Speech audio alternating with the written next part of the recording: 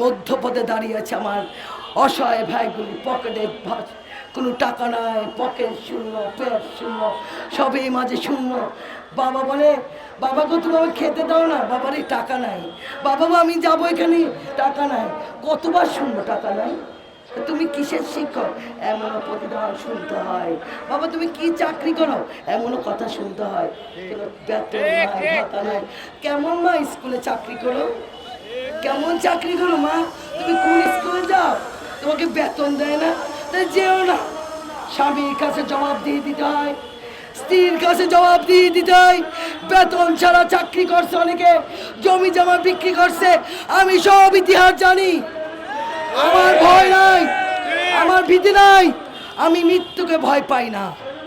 আমি মৃত্যুকে সম্মুখে রেখে আমি জীবনে 96 থেকে মামলা করে আসতেছি। আমি 23টা জেলায় আমি মামলা করি, আমার ভয় ভীতি নাই।